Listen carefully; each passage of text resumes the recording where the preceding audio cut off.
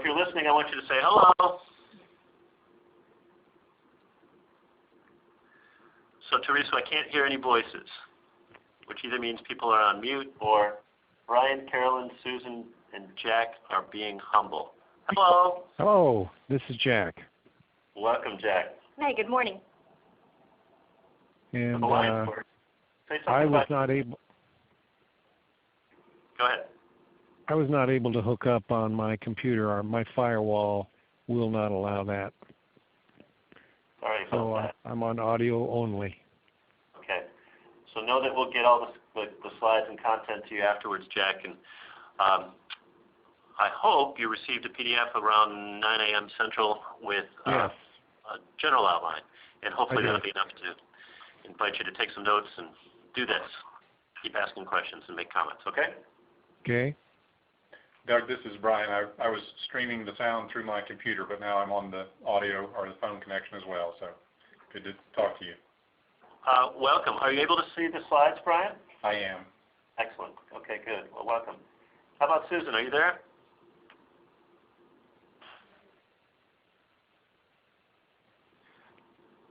So this is my style. I'll reach out to people and I'll call names. Know that. So I guess I want to start by saying, hello, Kelsey. Hi, good morning, Doug. Good next to you. Kelsey and I are in a conference room in Nashville with William, who's our tech guy. Hello. And our intention here is to have a conversation. And the two dots that you see represented are sort of where we are now and where we'd like to go next. Our hope is that you can connect the dots in some useful ways for yourself individually, but also for your organization. So that's kind of where we're headed. Make sense? Yes. Good. So there's about 40 slides, and I don't care if we get through them all. But here are the objectives based on that description. And Jack, for your benefit, they're also copied on the PDF that we sent out. Our hope is that it'll be useful to start with some common glossary definition of terms and look at how data is informing your business decisions. There are lots of myths in talent management that we could have started with, but we picked 4. So address those. And our hope is that this will determine some next steps. Obviously, I'd like to have a conversation with anyone if you have any questions, but hopefully this will be an interactive webinar. I've been on too many where there's one voice and it drones on and on and on, and that's not our desire. So any comments, questions so far? I just had a quick question. I noticed the 4th myth is that consultants add value. So you're saying consultants do not add value, if I'm reading that. I'm glad you raised that point now. I'm not sure if I should reply yet. But I've been in the consulting business for a long time, over 20 years. And there's, I think, plenty of consultants who say, of course we add value. De facto, I'm a consultant. And I don't know what your background is with the largest consultancies, but there's a tremendous shift away from the solution shops. And I could mention McKinsey and Bain and BCG and every other who says, here's our expertise, hire us. And there's typically 2 factors that are going on. There's the mystique and there's the certain opacity around that. You really can't know what we know because we're smarter than you. And then there's what I call the thud factor, THUD, which is when you drop something on the table and say, okay, thanks for your 4 months worth of time spent with us and appreciate your $500,000 investment. Here's what you need to do. And it's a thick document. As an example, my 8 o'clock call was with somebody who has a 37,000-page document. I couldn't make this up. This is a fellow who's literally a talking head on CNBC for his company. Yeah. So my perspective is that there are plenty of consultants selling you stuff, and my hope is that whomever you select, you do for smart reasons and that they, in fact, add value. How's that? Sounds good. So, Brian, now you know too much about me. I guess. Like that approach. So. Yeah. And we're a generous company. We give away lots of content and information, and that's really the purpose of this thing. So we start a lot of meetings with this question: what do you measure? The last 3 months, for instance, we've had trends in talent analytic meetings, and I'll ask this question: what do you measure? And I invite Brian and Jack and Kelsey. You're going to lead off, okay? Okay. And personally, it could be stuff like your net worth, your weight, your vacation days, your Fitbit activity. On a professional level, it could be your key performance indicators, your action plans, some initiative that's important to your business, client satisfaction. Mm-hmm. That's the first thing that popped in my mind Going. as a client services manager. Okay, Right? so tell us what you measure. Retention rate. We are at 96, and we want to go to 100, which is, of course, ambitious. 96 sounds marvelous. Yeah, 96 is great. So we're happy. We're very happy about that, and we are always pushing even further. So. So when you do exit reviews with the research side of the Work Institute, right, and somebody says, we've got a cost of turnover, it's X, then what do you measure? Well, as far as their turnover costs and what they're doing, we actually start taking a look at, well, where is this at? Start parsing out and focusing on that area and seeing, what opportunities there are. Nice. So, yep. And we've got a slide that sort of addresses that. So if the cost is X and a 15% reduction is $10 million, I'm going to say, well, it'd be well worth. Right. So there may be something else they want to invest in, which it would be stay interviews or special population study, and to attack that cost increase. Nice.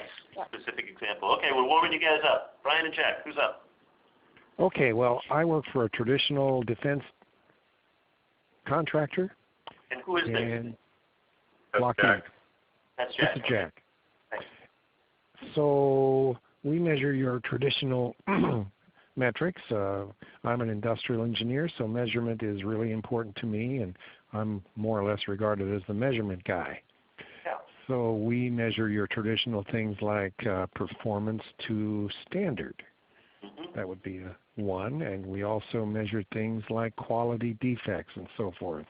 And we also measure schedule and lead times or cycle times, and then we measure personnel issues like absenteeism, and the list can go on, traditional.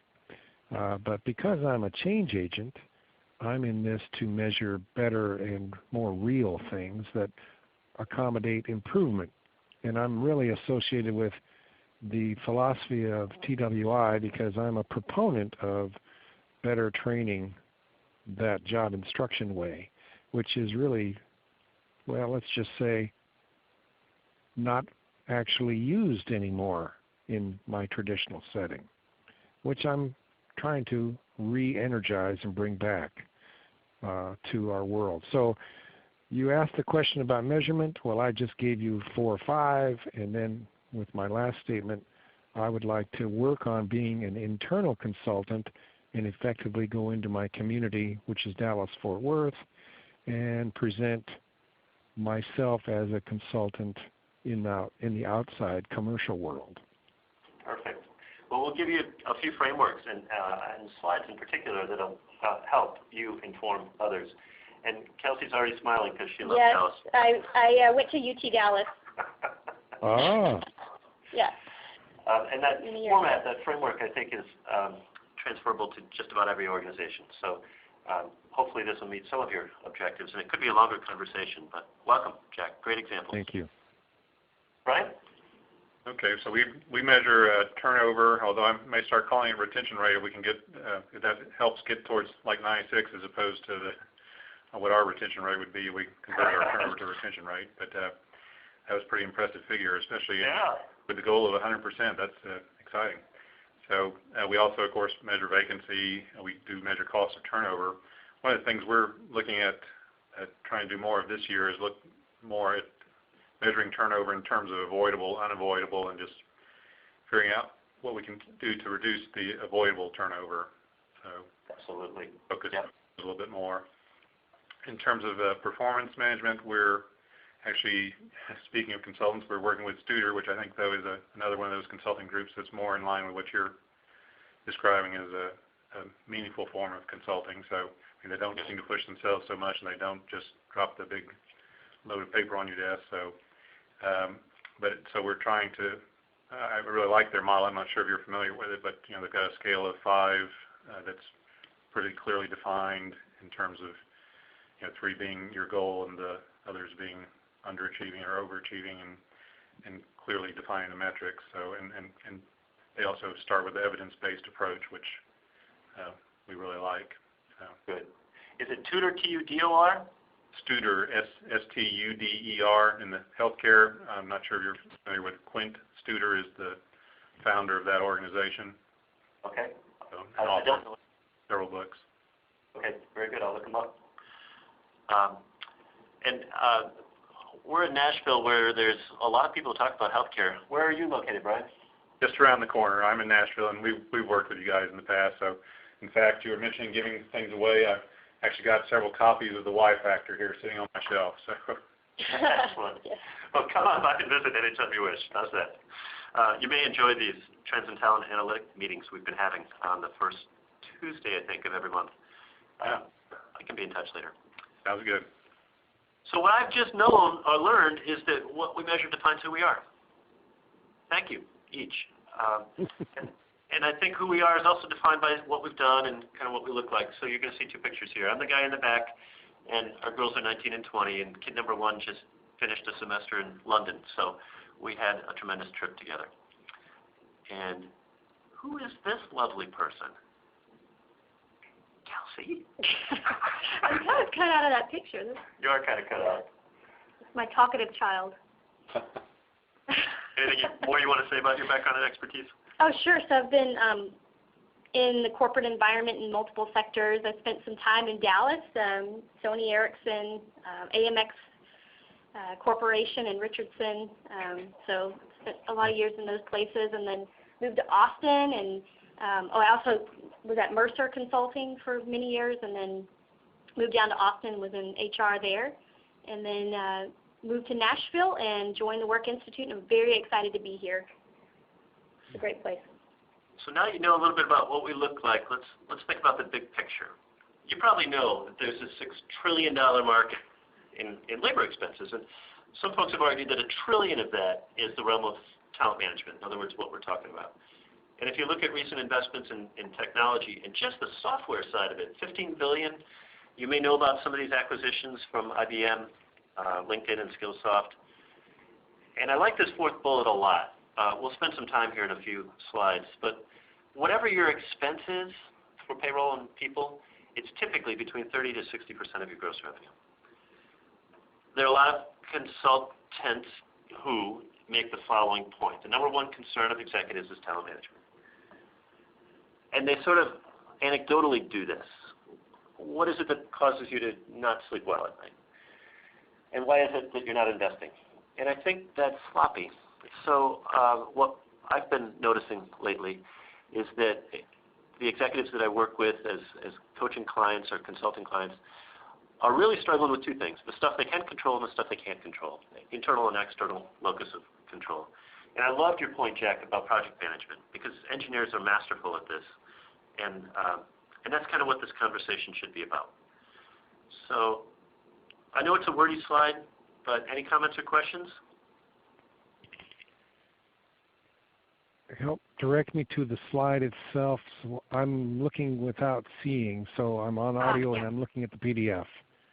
Yep. It's not included in the PDF. And you won't see all of our slides for brevity. I think you've got a 3-page document. But you will see the next one, which is definitions. Talent management, human capital are synonyms. I'm a bit of an academic, also finally getting my PhD in organizational leadership. And there's this financial view. What are the costs and benefits? What's the cost of human capital? And you'll see that some of our slides address that. But there's also a psychological view. What are the strengths and capacities of people? And engineers are coming around to realize that, well, it's massive. The American Psychological Association has frankly reversed itself in the last 20 years. Instead of looking at gap analysis, how do I fix Kelsey? what a yucky image. It's how do I leverage Kelsey's strengths and build to those, which leads organizationally to the 3 pillars. How do we attract, develop, and retain people? And then strategically, well, what's both the art and the science of how Brian and Jack are going to make decisions in the future? So I like throwing out multiple definitions sometimes. What I'd prefer to do is keep it simple. So we're going to talk about 3 things. Competencies, which are just sets of desired behaviors. Kelsey's masterful at communication skills and helping with client management. There's a recent study in the Inc. 500 you might have seen about the top 3 competencies for their CEOs. Risk-taking, business focus, and determination are the top, and I think they had only 10 or 12 that they emerged, and they used a fair amount of Gallup-based data for this. We all know intuitively that accountants have tremendous analytical skills, and there's sort of this notion that it's hard to measure. Well, it's not hard to measure competencies. The hardest part is to determine, well, what do you need at Brian's company and Jack's company, and how do you school people for them? Good so far? Yep. Yeah. So what's consulting? Back to my earlier bias. Consulting has to be a process that improves the client's condition to move from one dot to the next. And it's only measured by providing some new value that looks at metrics. Think for a moment of how you selected your last physician or attorney or accountant. And I suspect you look for expertise and you leaned on recommendations from others. Which is why, Brian, we've enjoyed tremendous growth in this healthcare sector. TWI, I mean. And Jack, there's a hunger for evidence-based consulting. It's emerging. So what do I mean by that? Well, it's a process that uses validated data to make informed decisions. Can we do it better or worse on different days, I think, depending on how much information we're able to gather and how we process it. So if I were in your shoes, I'd want a model. And here's what I sometimes call the golden slide, and this is on your PDF, Jack. If there's a model or a process that defines evidence-based consulting, in my opinion, it needs to do these things. It needs to start with valid data, not, what do you call it, the business bestseller of the month ideology. I've written a couple books. If you go down any bookshelf and look at what's hot today, that doesn't mean it should be. A 4-hour work week is not an example. So there's quantitative, there's qualitative, there's internal and external, and the reason we all need both of those is to make sure we've got a good broad base of validated data to move forward. I should address also this phrase, best practices, because it's a hot phrase in our office. A lot of people debate on this. Debate and like disdainfully. What are you thinking? I immediately go to benchmarks in my mind, and we've talked about that a lot. We have some blogs on that on our website. Benchmarks can be good and they can be bad in a lot of ways. It can be the lowest common denominator in some cases. So, for instance, if a lot of companies are doing internal exit interviews. Yes. What I say to clients, what we talk about is it's so much more important to look at your organization and why people are leaving your organization, not why they leave the one down the street, even if they're in the same industry. Yep. It's very important to understand your company and the real reasons why people are leaving, or staying if we're doing a stay interview program. And I'm told there's some 40-degree variance between whether the data is collected internally or externally. Yeah, there is. So if we're talking about exit interviews, so people when they leave, and we have the data to back this up. People give a reason for leaving. They say I left for personal reasons. They put that in the HRIS system. We get that file. Yep. We interview the person roughly 2 weeks after they leave. Time and time again, it's been shown. The answers change about 40% of the time. There we go. So, valid data is so important, and we've come to find, people will be, once they've left, they've had time to reflect, they've gotten their last paycheck, they don't, they may have started their next job. You have to catch them in that sweet spot of, I'm still willing to give it feedback, and I still care enough to give feedback, but they've not moved on. So yeah, it's just a good, data is very interesting. I love it. So, happy to be nerds. I am a nerd. I am a nerd when it comes to that. It's striking to me how often decision makers, leaders, all of us, look at different sets of data and struggle to make those decisions. I could know that it's really smart for me to exercise every day or minimize the amount of food I eat. As a former athlete, I know these things. And as an aging person, I know I don't need as much food as I once did. But does that mean that I, in fact, mitigate my behavior? Maybe. So no chicken fried steak after this webinar? No. Okay. None of that. All right. And that's why I think we need assessments, all kinds, individual and organizational. I lean on consultants regularly. I spent a few hours last night with one of the brightest people I've met in Nashville, who's an expert on predictive talent analytics for that reason. And there's an emerging model that uses these three words, effectiveness, efficiency, and outcomes. And I'll show you a slide on this. And maybe I'll just mention centerfortalentreporting.org. I didn't write it out, but centerfortalentreporting.org is a great resource because there are plenty of companies that have expressed concern about how do we systematize evidence-based consulting. Jack, this could be a good group for you to learn more about. We've adopted... Would you repeat it again? Center for Talent? Yep, reporting.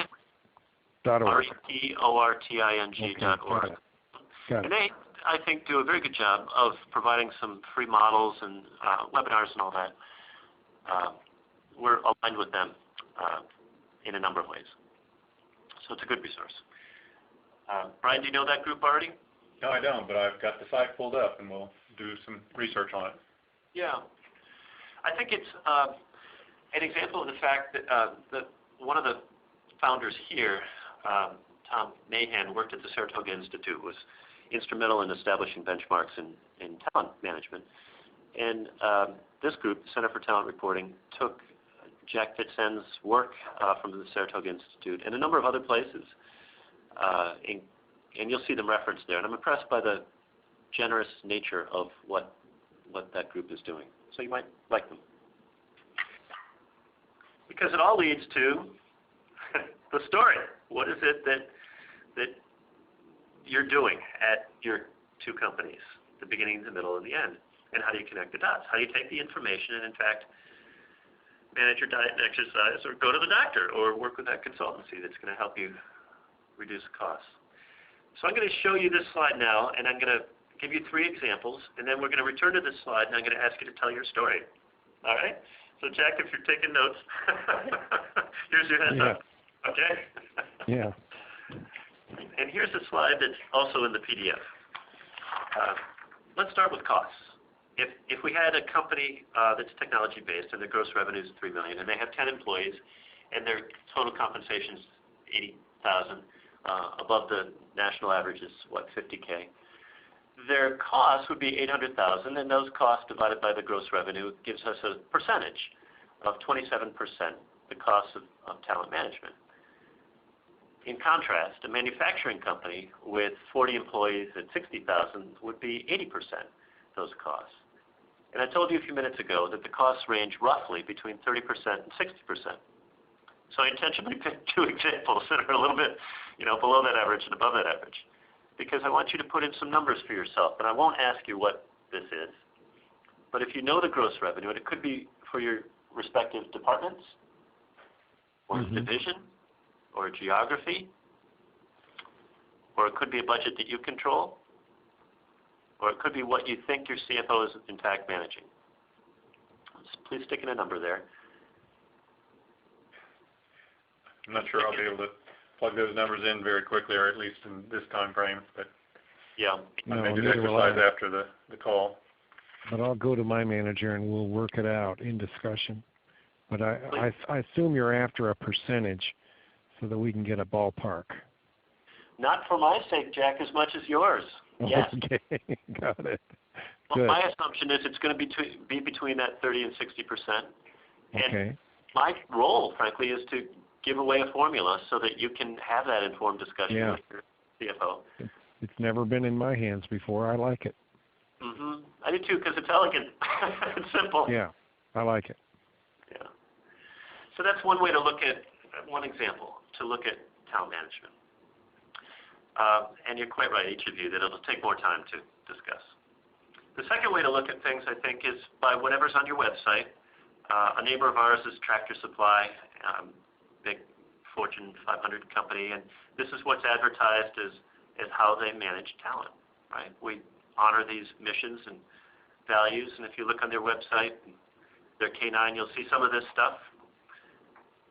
It's all public knowledge, and it gives you a sense of what objectives are important to that company.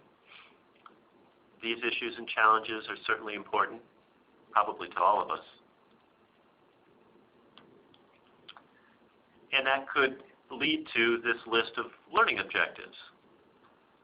So, for instance, we had a conversation with them recently because we know, based on exit interview data, that they've got some needs. Every company does. But sadly, like most large companies, the folks in employee relations who had that data had never shared it with the folks in leadership development or learning and development broadly. So there I was with 6 of their smart people who were a little bit with egg in their face. Yikes, we've never seen this data before. So the whole idea of assessing organizational needs really requires that we look at what data is currently available from TWI and other sources, and then organizational readiness so that we can assess their individual needs. And they wanted us to sell them on a leadership development program, and I said, we can't do that. Evidence-based consulting is a process. After we gather those first 2 bullets, then maybe we can design a program together that'll scale at any degree. We have the capacity to work with literally 1,000 executive coaches in any geography, in any country. So then we can analyze the impact of that program, and then we can evaluate the next steps. But they didn't like my answer. And I think that's perhaps a trend that we need to adopt in the future. Let's gather the data first, see where it leads us, and then make informed decisions. Make sense? For example, number 2? Sure. I don't see example number 2 on the PDF, sorry. Correct. It's not there. So I'll just speak to it. And that was at a neighbor, Tractor Supply, and a current client. Example number 3 is fictionalized based on what we can provide, and you'll see this in the slides, Jack, but we've got some technology that's very robust. The tech people say it's sexy, and that's because we don't withhold information, we make it accessible so that people can look at things like turnover costs. And Kelsey, I wonder if you'd be willing to speak to this slide a little bit, because you're a bit of an expert. This is our new and wonderful technology here. Yeah. So Go turnover. back one. Oh, you want to go back one? Okay. Go ahead. Yeah, so this is basically any study that we do, reporting capability off of that, and that's all included in our agreement. And then that second one that you were talking about, if we move to the second slide, when we talk about turnover cost. Sure. This is just an example of breaking turnover cost out based on what is sent to us by the client. And here it's a very simple calculation that's built in. It's taking 33% of the salary, and then we're grouping it by length of service in this example. So Brian, we should ask for your response, since you can see this slide.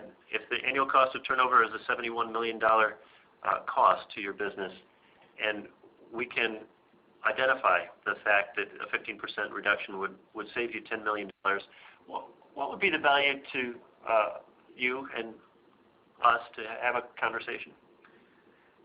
Anything less than 10 million, right? Right. So if I said, let's have a conversation and a $500,000 investment and targeted in this particular project or group would save you up to 10 million, you'd probably say, what? Yeah, let's talk. Of course, right? This is what I mean by evidence-based consulting, and sadly, not enough consultancies are doing this. Right. So I think partnered with you, Doug. right, and that's where we're all headed. Yeah. So descriptive statistics lead to predictive, and I don't want to scare anybody with the word predictive, but it's where we're heading. I know that speed to competency is an example of this. How quickly can William school up on whatever William needs to do? You've been quiet, so I'm going to pick on you. Well, the time in days is a metric. We can measure that. We can collect the data. We can describe it descriptively and predictively, and we can make sure that it's measured in these three ways: efficiency, effectiveness, and outcome. And this is the model that the Center for Talent Reporting is adopting, and most companies in my world of predictive analytics are also adopting. So there you go. I'm trying to remember. Jack, is this in your handout? Yeah, it's example 3. I see it. Okay. And I suspect we'll all see this a little bit more in the future because efficiency is a part of our businesses, right? How quickly can we get something done and reduce costs? I work with a lot of CFOs, and as an example, the other day we had Dave Byron, who was a VP at Target Corporation for 17 years, and he said, Target is what it is today because of the work we did 20 years ago. And Target was known as a company where HR led the business. Now, how often do you guys hear that one? Never. HR leads the business. Never? Never. Not in my recent memory, I'll say that. Exactly. Dave's got a tremendous story. We might write a paper on it. But the point is that efficiency is key. Effectiveness, how well do you grow leaders? And they determined, for instance, at Target that 2 things were really important: learning, continuous learning, and intelligence. So they actually used IQ metrics, and they used a bunch of leadership profiles, and they hired based on that, and they flattened the organization, and they said everybody is, I've forgotten the title now, but an executive accountant or whatever at each of these stores because the growth rate was so high, and the outcomes were phenomenal. They gained market share, their service organization, their stock increased phenomenally, and Dave's group grew from 60 stores to 276 stores in something like 6 years. Just scary, big, fast growth. Wow. So that's an example of a story that uses these metrics. Oh, my. Yeah, really, right? So that says a lot. I mean, I'm just going, whoa, 6 years. Wow. That's growth. And I can imagine, because I see those stores, just how wide that is. Nation, or let's go beyond the U.S., I don't know, but my. And it's a tremendous story. The impact of leadership on that is where I'm having a wow moment here regarding the value of good leadership. And what did you just say? Something regarding IQ, and what was the other component? Openness to learn. Or continuous learning is what they identified as the top competency. That's right. Gosh. Here's the way Dave says it. It's a great sentence. I encourage you to repeat it. If we hire the smartest people we possibly can, and we make sure that they're good continuous learners, what problems can't they solve? And framed that way, it just sort of opens doors, doesn't it? Mm-hmm. Yeah. So you just made my morning, because my desire with this conversation was to have somebody have an aha moment. Thank you. I'm basically at a point right now in my impact or my influence. of course, we're at the front end of a year, so this is when I'm thinking about strategics and so forth. And I have a group of production management people in the middle of a defense contractor, stuck, if you will, in a traditional old-time methodology of leadership. I don't see leadership development at all. I just see something that's random. So just knowing that we can focus on two is incredibly important to me. Yes. I can measure both of those, I think. And they may be, in fact, the most important competencies for you. I don't want to presume No, I get it. that they are. That's cool. But it's yes, that is a discovery, and I'm glad I'm on the call. So I'd urge you to keep that number up short, like 2 or 3 competencies. Does that make sense? Oh yes. That's something I can memorize and bring out at any moment, at a proper moment, when these kind of things come in a group setting. Right. So, good. In fact, in most corporations, I know this from some recent dissertation-related research, if you've only got 2 or 3 top competencies, you will be much more effective. Mm-hmm. Let me give you an example of this. You all know the story of General Electric, and Jack Welch only kept the businesses where they could be number 1 or number 2 in their markets, right? Right. Shattered people's careers, shattered the notion that GE was a place where you could retire. And what did it do over time? Oh, it's radical. Right. Radical. So it's an example of using analytics to make informed business decisions, which led quickly to profound market share and dramatic value in their stock and their brand. Mm-hmm. Indeed. I like the conversation that we had yesterday about a movie Okay. that applies. Keep going. Moneyball. Tell us about Moneyball. Oh, I love it. Yeah, I know what you're doing. Mm-hmm. Right. You know where I'm going with this. Broke the mold. Definitely. I think we all know what that. Brian, you know that story? Yes, Baseball? it's a movie. It's great. Yeah. So in that same spirit, I think talent management is poised to be shattering myths about what HR has done. Back to your point, Jack, about compliance-based, maybe command and control leadership models. Right. They're flattening and being shattered by things like social media and networked business growth, global economies, everybody's access to technology. I, for instance, spent some time at nuclear power plants consulting some senior leaders there for 3 years. And the question became, how do we control the story? How do we make sure that there's never any negative press? And how do we keep the federal regulators off of our back? Because the NRC hasn't built a new plant in 31 years, and the last one was called 3 Mile Island. Mm-hmm.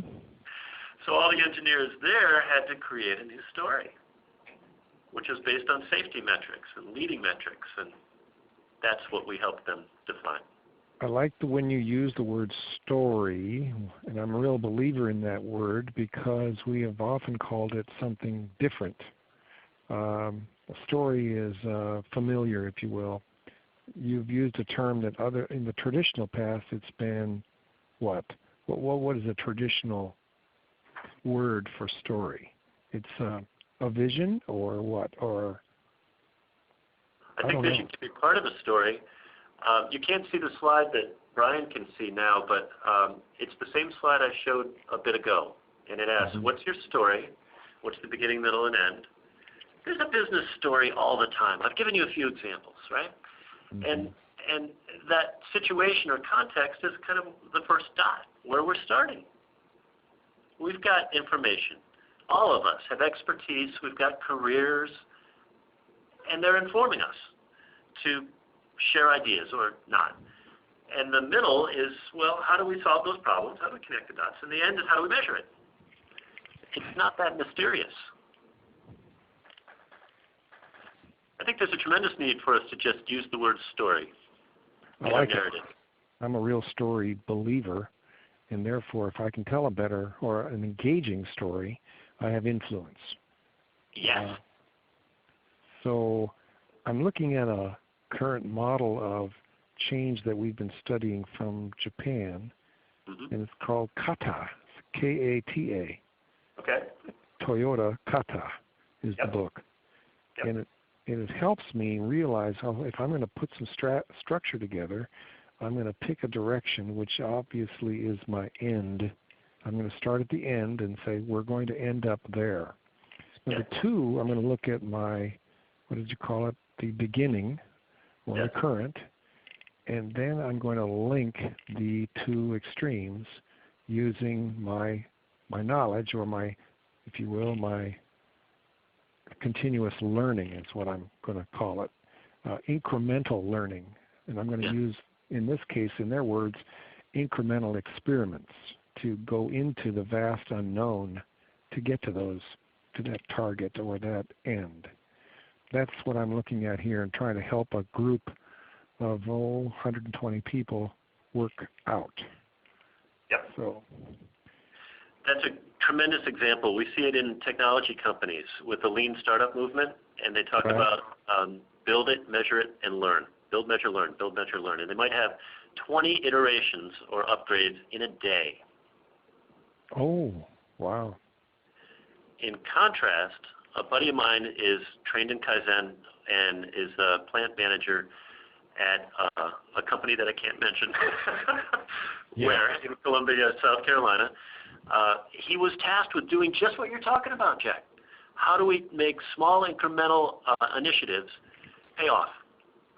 And by a divisional group or a process, you chunk it down and do your metrics and make those incremental improvements again and again and again. We've learned that we get very threatening when we do large-scale scope change, and we've learned how to become incremental and not scare the emperor with no clothes. That's what this notion of telling stories will maybe reduce fear and increase some adoptions, maybe. Let's hope. Right. So I'm a believer. A long time ago there was Tom Peters saying of managed by, what is it, wandering around? That's right. Remember that phrase? Sure. Somebody else wrote a book called Managing by Storying Around. And I liked it. I do too. So with that in mind, that's a little book that goes back some years. I employed a little, if you will, workshop with all of our Lockheed suppliers coming, maybe 65. They came with PowerPoint, should I say, boring presentations. And then we converted every one of those 65 into a succinct story. And they all got up and told their new presentations in the form of a story. It was the most memorable, great experience all of them had ever been to. Yes. These were people that started to coordinate and collaborate toward one goal, which was to support this big defense contractor. But we changed the context and the method of doing communication to storytelling format. And we used the book, if you will, as the model, or if you will, everyone got a copy, and we converted everything. So storytelling has great value, in my opinion. And your experience. That's not just an opinion, amigo. That's evidence-based. Right? Sweet. I love it, Jack. Thank you. Great example. Great story. Brian, your turn. Have you got a story to share? Well, I'm one of those who likes to sit down and write things out a little bit, but I think one of the things we're struggling with is just looking at our turnover and recognizing that there is a lot of money to be saved there. We've had a couple of facilities this past year that have had significant reduction, and we're trying to standardize, using benchmarking and best practices, trying to standardize our onboarding and our recruiting and onboarding, and see if we can't have some of that same impact at other facilities. I mean, one facility, just as an example, went down from like 26% turnover to 16% turnover, and roughly had that translated to roughly $500K $500,000 in savings, so saved turnover costs. So we're trying to, I guess, connect the dots in terms of figuring out what they were doing, and we have some pretty good ideas and have actually made some progress in terms of standardizing the tool and the process that other facilities will now use as well, and hope to see those results. But I'd love to feel more certain. I'm not always sure. I don't come from an engineering background. I come from a liberal arts education, so I'm not always sure that I'm as good working with data or statistics as I'd like to be, or in terms of really pinning down the root causes and saying, yeah, we know that if we do this, this will have that result. Mm-hmm. But I think we will see some impact on this. So let me. Internal benchmarking. I'm saying beautiful. Right. So Brian, we know from a lot of examples. I'm also a liberal arts undergrad, and I taught English for 12 years at prep schools and such. That right brain hemispheric thinking is really, really important. So please don't minimize that aspect of how you think. And that's to say that the analytical, engineer-based or data-based side is also vitally important in our decision-making. I call it the art and the science. Right. And the third part of that might be the art and science and the craft, your expertise, each of you. Sure. But I'd urge you not to minimize it in any way. No, so Steve Jobs always used to talk about the connection between liberal arts and science. That's where they found their successes with Apple. So. Yeah. Tremendous example, and I think that's kind of what we need to. The reason why we need to have conversations. Yep. Okay, so we won't get through all of these slides, which is fine.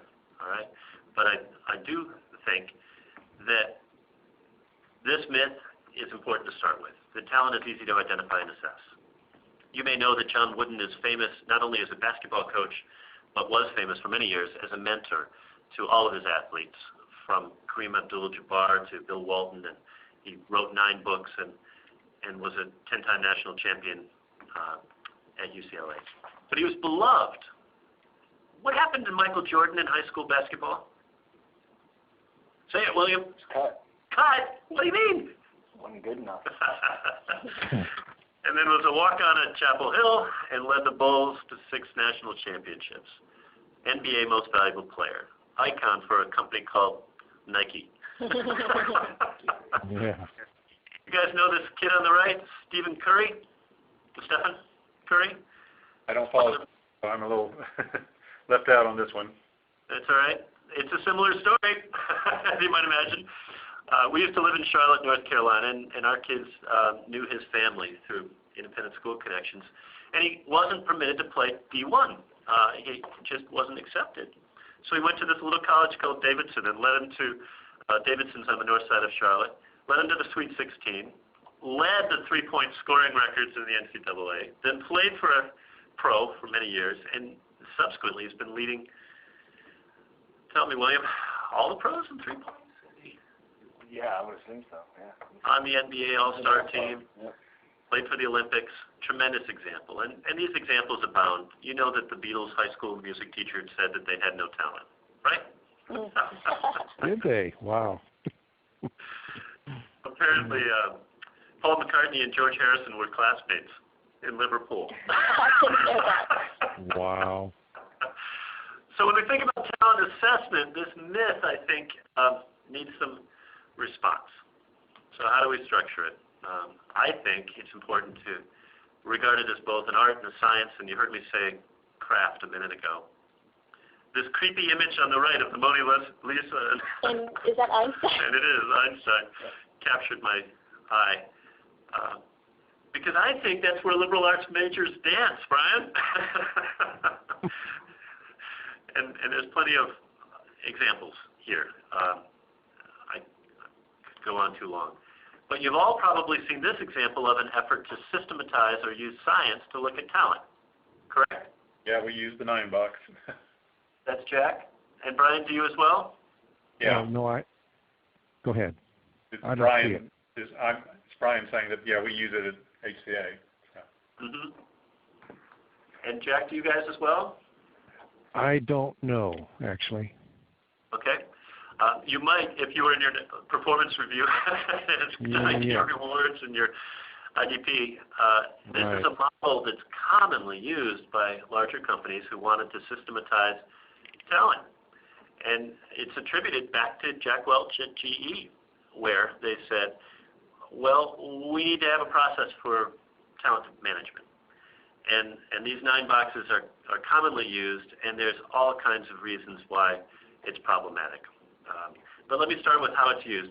So boxes 4, 7, and 8 are ways to identify high potential people, right? If they're either meeting or exceeding expectations on performance, and their potential is high, they're in those 3 boxes, and they theoretically get 1.5 to 3 times the compensation, which demotivates everybody else in the room. 30% of that team is there. The flip side of this is 10% is in box number 3 every single year. And Welch's point was, well, wouldn't you want to know if you're in that 10% group? And if you're the manager of that group, wouldn't you want an opportunity to let somebody go every year? In other words, they processed reallocations, redistributions, or firing of people who were in box number 3 every year, which skewed their performance upward, as you can imagine. I'm not going to say anybody in my group's in 3. Why? Because I like them. And so is a child in college. So the question then becomes, where do you spend your talent management money? Is it boxes 1, 2, 5, 6, and 9? Or is it just 4, 7, and 8? Another question is, how the heck do I assess Kelsey's potential?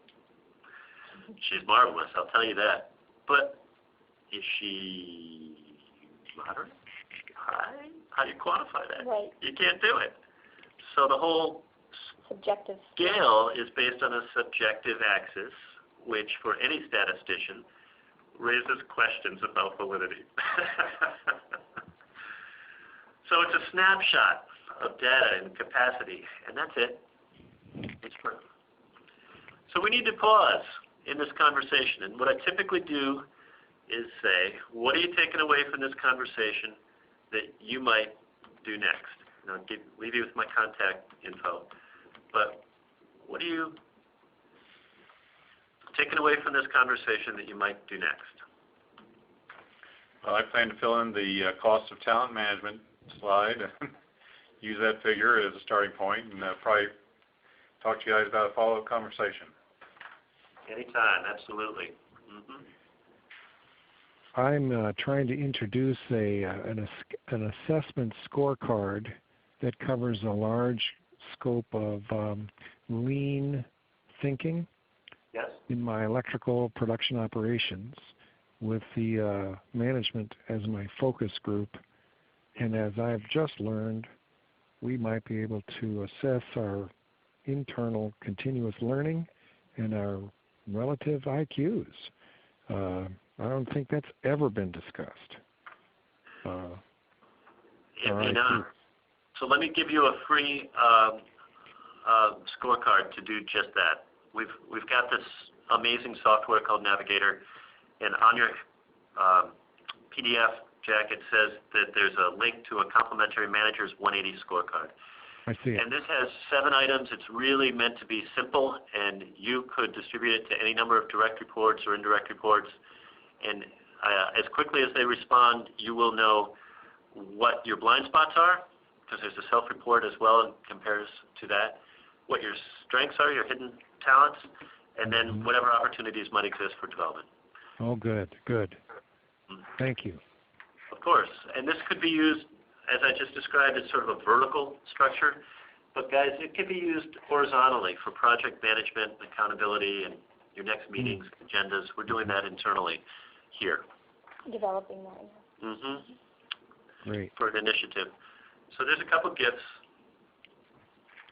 All right. I can't think of anything right now, but I will be onward and upward here in the next week, working on this 2015 direction.